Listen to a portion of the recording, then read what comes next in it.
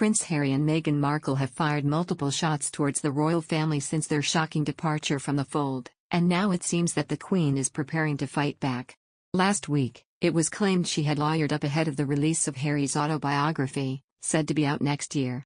According to reports, Buckingham Palace is turning to lawyers ahead of the memoir's publication, which is part of a book deal with Penguin Random House, said to be worth around £29 million.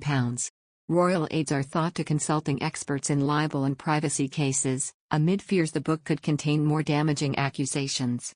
And Paul Burrell, who worked within the palace walls as a butler for a decade, says this move shows that the Queen is ready to hit back. Traditionally, she has adopted a never complain, never explain mantra, stoically refusing to get involved in the press frenzy around any scandals.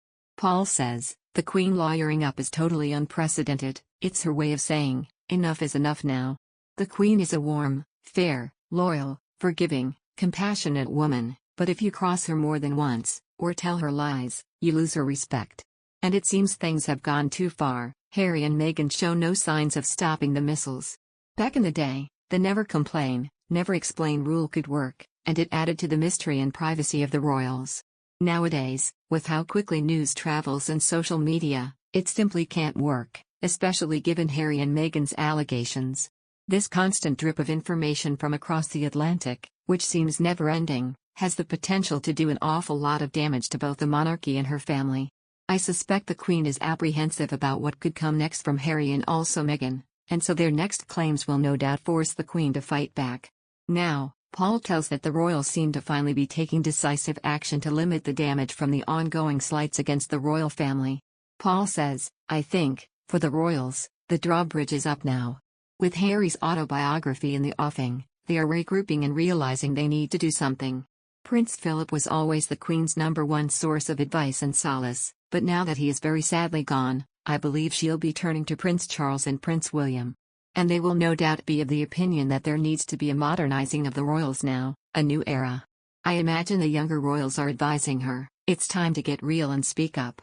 The Queen's duty as monarch and her family are the two most important things in the world to her. Unlike Meghan, who seems to have no loyalty to her father, she is fiercely protective of her family, and I think that's why she's seeing red now. She's in protective mode and she's determined to fight back. This comes from Prince Harry's upcoming memoir release may become a way to help Sussex get away with murder. Lady C turned to YouTube to deliver this warning and quoted saying, I think the monarchy is acting in a weak and unresponsive way in allowing Meghan and Harry to get away with murder.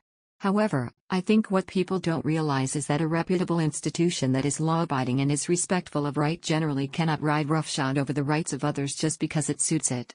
In the short term, yes, they will look weak, at least to some people. To others it will look as if they are being respectful, and as if they are playing the long game, and that sooner or later, if you give people enough rope to hang themselves with, they will do so. People enough rope.